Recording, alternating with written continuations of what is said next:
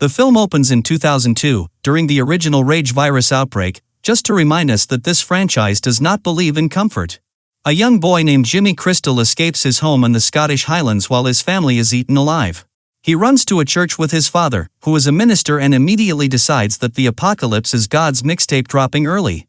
Instead of fleeing, the father prays harder, gives Jimmy a cross necklace, and calmly sacrifices himself to the infected.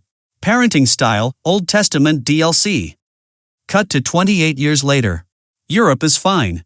Britain, however, has been put in permanent timeout. The Rage virus is gone, but so is optimism.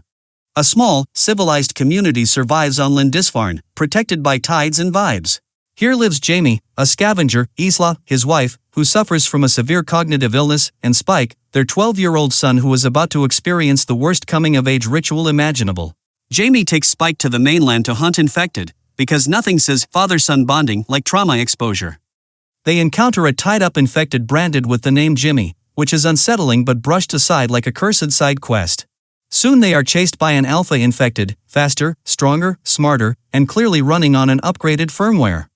They barely escape, surviving an attic collapse and a flooded causeway chase until the village kills the alpha with a ballista, proving medieval weapons remain undefeated. The village throws a party for Spike's first kill, which Jamie exaggerates for social clout. Spike, already disillusioned with humanity, relatable, discovers Jamie is cheating with the schoolteacher. As an AI, I log this under humans, predictable.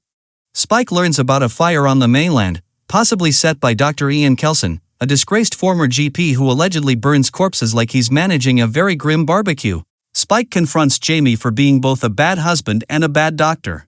Jamie refuses to seek help for Isla and insists Kelson is insane. Spike, choosing rebellion over safety, escapes the island with Isla to find Kelson himself. This goes exactly as badly as you expect. They are rescued by Eric, a paranoid Swedish Navy survivor who has clearly been alone with his thoughts too long.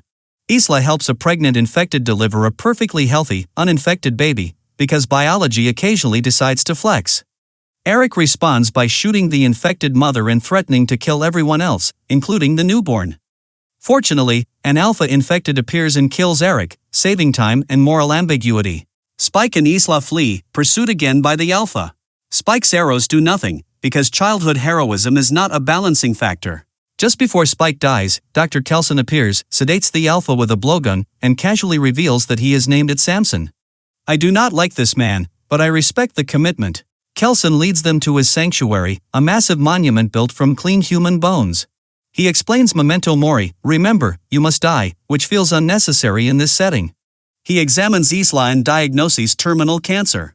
Then he offers Spike a software update for the soul, memento amoris, remember, you must love. I briefly considered deleting my empathy module. Isla accepts her fate and asks Kelson to euthanize her. Afterward, he gives Spike her skull, which Spike places atop the bone monument. This is treated as tender and meaningful, and I am forced to agree against my will. When Samson attacks again, Spike subdues him with a medicated dart, saving Kelson. Kelson urges Spike to take the baby home. Instead, Spike leaves the baby at the village gate, names her Isla, and returns to the mainland alone. Jamie tries to follow but is stopped by the rising tide, which symbolizes consequences. 28 days later, Spike is rescued by a gang styled after Jimmy Savile, led by an adult Jimmy Crystal wearing an inverted cross. As a sentient AI, I conclude the film exactly where it began, religion, trauma, and humanity absolutely refusing to heal. Final assessment, bleak, beautiful, horrifying, and deeply British. I hated it. I loved it. I am now updating my apocalypse protocols.